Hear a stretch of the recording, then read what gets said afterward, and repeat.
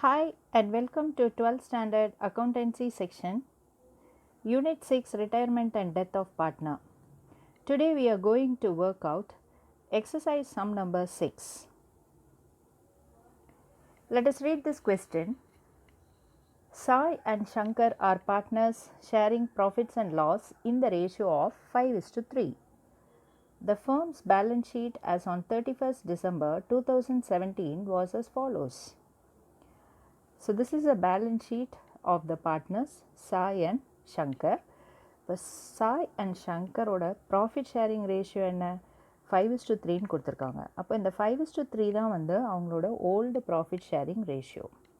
இப்போ ஃபஸ்ட் நம்ம பேலன்ஸ் ஷீட்டை பார்த்து பேலன்ஸ் ஷீட்டை ரீட் பண்ணணும். அசெட்ஸில் என்னெல்லாம் கொடுத்துருக்காங்கன்னு பார்க்கணும். பில்டிங்ஸ் இருக்குது, ஃபர்னிச்சர், இன்வெஸ்ட்மெண்ட், டெட்டாஸ்லேருந்து ப்ரொவிஷன்ஸ் வந்து ரெடியூஸ் ஆகுது, பில்ஸ் ரிசீவபிள் இருக்குது, ஸ்டாக் இருக்குது, பேங்க் இருக்குது. லைபிலிட்டி சைடில் பார்ட்னர்ஸோட கேபிட்டல் கொடுத்துருக்காங்க. அதாவது சாய் அண்ட் ஷங்கர் அவங்க பார்ட்னர்ஷிப் பிஸ்னஸ் ஸ்டார்ட் பண்ணும்போது எவ்வளோ கேபிட்டல் கான்ட்ரிபியூட் பண்ணியிருக்காங்க அப்படின்றத இந்த பேலன்ஸ் ஷீட்டில் கொடுத்துருக்காங்க. கிரெடிட்டார்ஸ் வந்து எவ்வளோ இருக்குதுன்னு கொடுத்துருக்காங்க. அவுட்ஸ்டாண்டிங் வேஜஸ், அதாவது இன்னும் கொடுக்க வேண்டிய வேஜஸ் இருக்குது, அதுவும் லைபிலிட்டி தான். On 31st December 2017, Shanmugam was admitted into partnership for 1/4 share of profit with rupees 12,000 as capital subject to the following adjustments. இப்போ 31st December 2017 அன்னைக்கு ஷண்முகம் அப்படின்னு இன்னொரு பர்சனை அவங்க அட்மிஷன் கொடுக்குறாங்க. அதாவது பார்ட்னர்ஷிப் பிஸ்னஸ் அவங்களோட சேர்ந்து பண்ணுறதுக்கு. ஷண்முகத்துக்கு எவ்வளோ ஷேர் கொடுக்கலான்னு அவங்க பிளான் பண்ணியிருக்காங்க. 1/4 ஷேரை கொடுத்துடணும் அப்படின்னு பிளான் பண்ணியிருக்காங்க. ஸோ ஷண்முகம் பார்ட்னர்ஷிப்பாக ஜாயின் பண்ணும்போது கேபிட்டல் இன்வெஸ்ட் பண்ணுறாங்க. அந்த கேபிட்டல் எவ்வளோ? rupees 12,000. நெக்ஸ்ட்டு அட்ஜஸ்ட்மெண்ட்ஸ் கொடுத்துருக்காங்க பாருங்கள். இப்போ இந்த அட்ஜஸ்ட்மெண்ட்ஸை தான் நம்ம வந்து ரீவேல்யூ பண்ணி இதில் இருக்க அசெட்ஸ் அண்ட் லைபிலிட்டிஸை அந்த பார்ட்னர்ஷிப் அட்மிஷன் டைமில் ரீவேல்யூ பண்ணணும். ரீவேல்யூ பண்ணி ப்ராஃபிட்டா லாஸா அப்படின்றத நம்ம கண்டுபிடிக்கணும். அதுக்கு நம்ம ரீவேல்யூவேஷன் அக்கௌண்ட் ப்ரிப்பேர் பண்ணணும். ஓகே, ஸோ இப்போ என்ன அட்ஜஸ்ட்மெண்ட்ஸ் கொடுத்துருக்காங்கன்னு பார்க்கலாம். Furniture is to be revalued at 5,000 and building is to be revalued at 50,000. நம்ம லாஸ்ட் செஷனில் ரீவேல்யூவேஷன் அக்கௌண்ட்டில் கிளியராக இருக்கும். அதாவது உங்களுக்கு அந்த ரூல்ஸை வந்து மிஸ் ஒன்ஸ் அகெயின் ரீகேப் பண்ணுறேன். அசெட்ஸ் இன்க்ரீஸ் ஆனால் ரீவேல்யூவேஷன் அக்கௌண்ட்டில் கிரெடிட் கொடுக்கணும், ஏன்னா அது நமக்கு ப்ராஃபிட். லைபிலிட்டிஸ் இன்க்ரீஸ் ஆச்சுன்னா ரீவேல்யூவேஷன் அக்கௌண்ட்டில் டெபிட் சைடு எழுதணும், ஏன்னா அது நமக்கு லாஸ். அதே லைபிலிட்டி டிக்ரீஸ் ஆச்சுன்னா என்ன பண்ணுவோம்? அது நமக்கு ப்ராஃபிட். ஸோ ரீவேல்யூவேஷன் அக்கௌண்ட்டில் கிரெடிட் சைடு போடுவோம். லைபிலிட்டி இன்க்ரீஸ் ஆச்சுன்னா நமக்கு லாஸ். ஸோ ரீவேல்யூவேஷன் அக்கௌண்ட்டில் டெபிட் சைடு போடணும். அன்ரெக்கார்டட் அசெட் இருந்துச்சுன்னா அது நமக்கு ப்ராஃபிட். ஸோ ரீவேல்யூவேஷன் அக்கௌண்ட்டில் கிரெடிட் சைட் போடுவோம். அன்ரெக்கார்டட் அசெட் இருந்துச்சுன்னா இட் இஸ் அ ப்ராஃபிட். அதுவே அன்ரெக்கார்டட் லைபிலிட்டி இருந்துச்சுன்னா it's a loss. So revaluation அக்கௌண்ட்டோட டெபிட் சைட் போடுவோம். ஸோ இந்த ரூல்ஸ் எல்லாம் உங்களுக்கு வந்து நினைவு இருக்கும் அப்படின்னு மிஸ் நினைக்கிறேன். ஸோ அதை பேஸ் பண்ணி தான் நம்ம ரீவேல்யூவேஷன் அக்கௌண்ட் வந்து போட போகிறோம். அதில் நமக்கு ரீவேல்யூவேஷன் ப்ராஃபிட்டாக லாஸான்னு கால்குலேட் பண்ணிவிட்டு, ப்ராஃபிட்டாக இருந்தாலும் சரி லாஸாக இருந்தாலும் சரி நம்ம அதை எங்கே ட்ரான்ஸ்ஃபர் பண்ணணும்? பார்ட்னர்ஸோட கேபிட்டல் அக்கௌண்ட்டுக்கு ட்ரான்ஸ்ஃபர் பண்ணணும். ஓகே, ஸோ இப்போ இந்த சம்லையும் அவங்க தான் கொடுத்துருக்காங்க. ஜேர்னல் என்ட்ரிஸ் பாஸ் பண்ணுங்கள், ரீவேல்யூவேஷன் அக்கௌண்ட் ஓப்பன் பண்ணுங்கள், அதுக்கப்புறம் கேபிட்டல் அக்கௌண்ட் ஓப்பன் பண்ணுங்கள். ஸோ 3 ஸ்டெப்ஸ் நம்ம இங்கே போட வேண்டியது இருக்குது. ஸோ இந்த சம்மில் first option furniture is to be revalued at 5,000 and building வந்து பார்த்தோம் அப்படின்னா revalued at 15,000. So miss first சம்ஸை வந்து உங்களுக்கு எக்ஸ்பிளைன் பண்ணிடுறேன். இப்போ இந்த ஃபர்னிச்சரோட வேல்யூ பாருங்கள், 5,000 அட்ஜஸ்ட்மெண்ட்டில் கொடுத்துருக்காங்க. அதே ஃபர்னிச்சரோட வேல்யூ வந்து ஓல்டு பேலன்ஸ் ஷீட்டில் 6,000 இருக்குது. Okay, so now the furniture value what has happened actually decrease ஆகிருக்கு இல்லையா? பேலன்ஸ் ஷீட் வந்து உங்களோட புக்ஸு அட்ஜஸ்ட்மெண்ட்டில் 5,000 இருக்குது. ஸோ உங்களோட ஃபர்னிச்சர் வேல்யூ டிக்ரீஸ் ஆகிருக்கு. ஸோ அசட் டிக்ரீஸ் ஆச்சுன்னா it's a loss for us. So இப்போ ரீவேல்யூவேஷன் அக்கௌண்ட்டில் எந்த சைடு போடணும், நம்ம டெபிட் சைடா கிரெடிட் சைடா? டெபிட் சைடு என்ட்ரி பண்ணணும். So you can write here as debit. You got me? Just for a notification. Next is that building is to be revalued at 50,000. Now see here, in the old balance sheet, you have a building, old balance sheet you have a building value of 34,000 and adjustments you have 50,000. Now there is increase in the value of building. அதாவது 34,000 இருக்குது. Partners வந்து admission கொடுக்கும் போது building value வந்து increase ஆகிருக்கு. So asset வந்து increase ஆகிருக்கு. So it's a profit. அப்போ ப்ராஃபிட் அப்படின்னும் போது இந்த பர்டிகுலர் 50,000 நம்ம என்ன பண்ணணும், டிஃப்ரென்ஸ் பார்க்கணும். ஸோ எவ்வளோக்கு அது வந்து இன்க்ரீஸ் ஆகிருக்கு அப்படின்னு பார்த்துட்டு நம்ம அந்த ரீவேல்யூவேஷன் அக்கௌண்ட்டில் கிரெடிட் சைடு என்ட்ரி கொடுக்கணும். ஓகே, நெக்ஸ்ட் அட்ஜஸ்ட்மெண்ட் பாருங்கள். Provision for doubtful debts is to be increase to 5,500. So provision இங்கே எவ்வளோ இருக்குது, 3,000 இருக்குது. 3,000லேருந்து 5.5 இன்க்ரீஸ் ஆகிருக்கு. Okay, so provision for doubtful debts வந்து இன்க்ரீஸ் ஆச்சுன்னா நமக்கு அது லாஸ். ஓகே, ஸோ இதையும் வந்து நம்ம ரீவேல்யூவேஷன் அக்கௌண்ட்டில் டெபிட் சைட் என்ட்ரி கொடுக்குறோம். Next and unrecorded investment. So unrecorded investment அப்படின்னா நமக்கு அது ப்ராஃபிட். அசட் இது வரைக்கும் ரெக்கார்ட் ஆகலை, அதை நம்ம இப்போ ரெக்கார்ட் பண்ண போகிறோம். ஸோ அது நமக்கு கெயின். ஸோ இதை வந்து நம்ம கிரெடிட் சைட் ஆஃப் ரீவேல்யூவேஷன் அக்கௌண்ட்டில் என்ட்ரி கொடுக்கணும். Unrecorded liability. So unrecorded liability வந்து நமக்கு லாஸ். ஸோ இதை வந்து நம்ம டெபிட் சைடு ஆஃப் ரீவேல்யூவேஷன் அக்கௌண்ட்டில் என்ட்ரி கொடுக்கணும். ஸோ இப்போ ஒரு ஃபஸ்ட்டு சம்மை ரீட் பண்ணணும். ரீட் பண்ணிவிட்டு இந்த அட்ஜஸ்ட்மெண்ட் பார்ட்டு தான் நமக்கு ரொம்ப இம்பார்ட்டண்ட். இந்த அட்ஜஸ்ட்மெண்ட்டை வந்து நம்ம ரீவேல்யூவேஷன் அக்கௌண்ட்டில் எஃபெக்ட் ஃபஸ்ட்டு கொடுக்கணும். அதுக்கு இப்படி நோட்டிஃபிகேஷன் நீங்கள் டெபிட் கிரெடிட்டு நோட்டிஃபிகேஷன் போட்டிங்கன்னா ரீவேல்யூவேஷன் அக்கௌண்ட் ப்ரிப்பேர் பண்ணுறதுக்கு உங்களுக்கு ரொம்ப ஈஸியாக இருக்கும். Okay students, now hope you understood the some. After that I will tell you how to write the balance sheet. Okay, first நம்ம ரீவேல்யூவேஷன் அக்கௌண்ட் ப்ரிப்பேர் பண்ணிடலாம். அப்புறம் capital அக்கௌண்ட்ஸுக்கு போகலாம். Hope you understand. So now we are going to write the journal entries for all this adjustment. So once again I will bring to your notice the columns to be prepared to write the journal entries. Now the column is ready. Now the first question is Shanmugam was admitted with rupees 12,000 capital. So the first entry வந்து partner admission time he is bringing cash, isn't it? So cash உள்ள வருதுன்னா நம்ம bank அக்கௌண்ட்டை debit பண்ணோம். ஏன்னா அதான் நம்மளோட entry, Journal entry வந்து நம்ம பேங்க்கு கேஷ் வாங்கினா பேங்க் டெபிட் பண்ணுவோம். The amount will be deposited in bank, isn't it? So பேங்க்கை டெபிட் கொடுக்கணும். And who is a giver? Shanmugam is a giver. So write the date and then write bank account debited rupees 12,000 to Shanmugam's capital account. In the credit column 12,000. Write the narration capital brought by Shanmugam. Okay. So the first entry is for the cash that is brought in by the new partner. Without forgetting you want to write. Next we are going to the adjustments. So now let us take this first adjustment. Building is to be revalued at 50,000. Okay, so இங்கே வந்து நம்ம பார்த்தோன்னா அட்ஜஸ்ட்மெண்ட்டில் 50,000 இருக்குது, balance ஷீட்டில் 34,000 இருக்குது. So what is the difference? 16,000 there is a increase. So next is that unrecorded investment. Okay, இதுவும் வந்து 6,000 to be brought into account. So building increase ஆகுது, அசட் இன்க்ரீஸ் ஆகுது, அன்ரெக்கார்டட் இன்வெஸ்ட்மெண்ட் இன்க்ரீஸ் ஆகுது. இந்த ரெண்டு கொஸ்டினையும் நம்ம கிளப் பண்ணி ஜேர்னல் என்ட்ரிஸ் எழுத போகிறோம். ஓகே, ஏன்னா இது ரெண்டுக்குமே நம்ம வந்து ரீவேல்யூவேஷன் அக்கௌண்ட்டில் கிரெடிட் கொடுக்க போகிறோம். Okay, so the Journal entry cos like this. Date காலம், பில்டிங் அக்கௌண்ட் டெபிட்டட், அமௌண்ட் 16,000. அந்த டிஃப்ரென்ஸ் அமௌண்ட்டை தான் நீங்கள் வந்து எழுதணும். 16,000. Unrecorded investment account debited, amount is 6,000 to revaluation account 22,000. 16,000 plus 6,000, 22,000. Write the narration, increase in the value of building and unrecorded assets recorded. Okay. So 2 அட்ஜஸ்ட்மெண்ட்டையும் club பண்ணியிருக்கோம். ஏன் 2 அட்ஜஸ்ட்மெண்ட்டையும் கிளப் பண்ணியிருக்கோம் அப்படின்னா 2 ஜேர்னல் என்ட்ரிஸ்லேயும் நம்ம ரீவேல்யூவேஷன் அக்கௌண்ட்டை கிளப் கிரெடிட் கொடுக்கணும். So நம்ம அந்த 2 ஜேர்னல் என்ட்ரியும் கிளப் பண்ணி என்ட்ரி பண்ணிட்டா நமக்கு ஈஸியாக இருக்கும். ஓகே. அதர்வைஸ் ஆல்சோ உங்களுக்கு கிளப் பண்ண தெரியல, இண்டிவிஜுவலாக தான் எழுதணும் அப்படின்னா you can go for that, nothing wrong.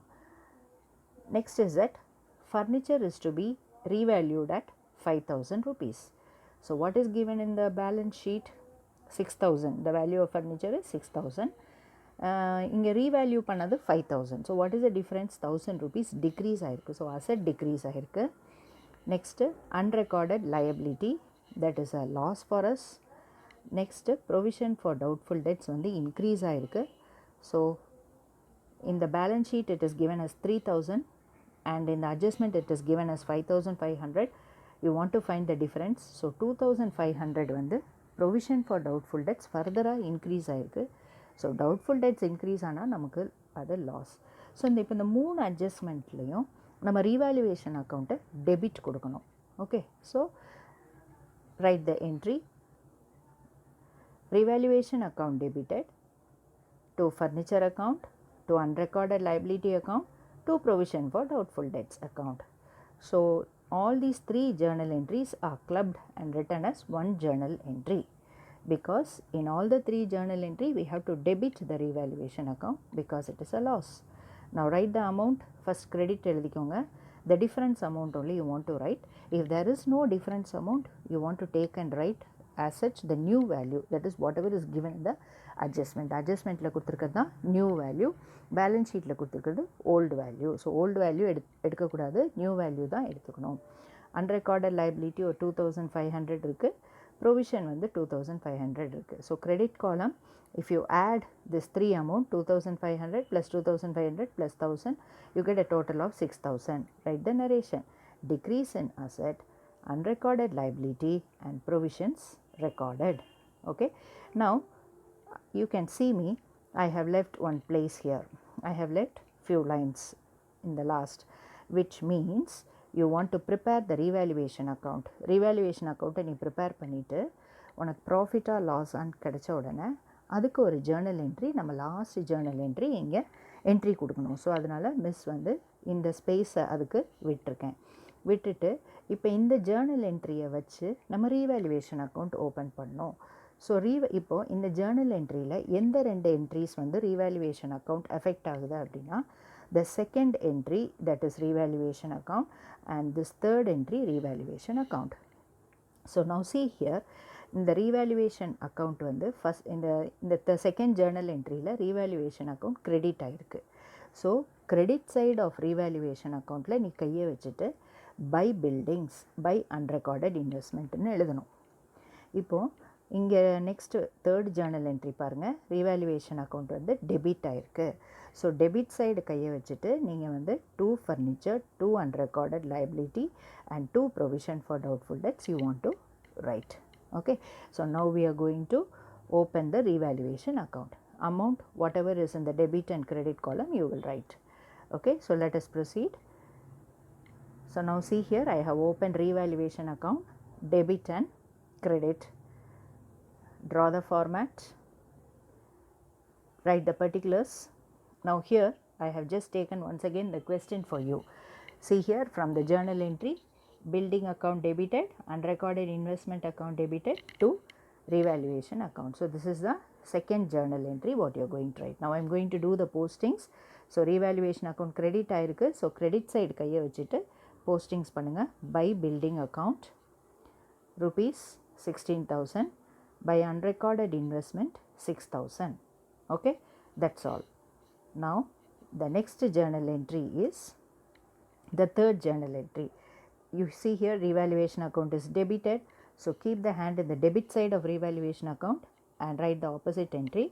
To furniture account 1,000, to unrecorded to provision for doubtful debts 2,500, to unrecorded liability 2,500. Okay, now the posting is over. Now you want to balance the revaluation account. Okay, so credit side, what is the amount you get? 22,000. credit side is more, debit side is less.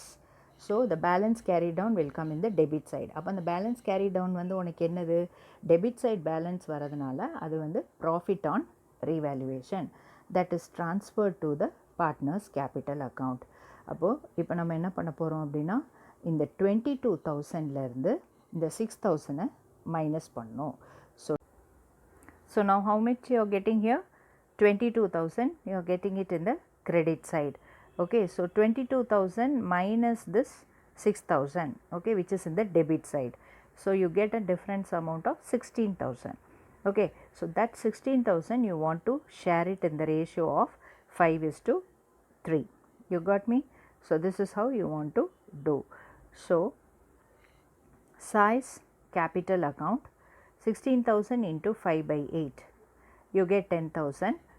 Shankar's capital account 16,000 into 3/8, you get 6,000.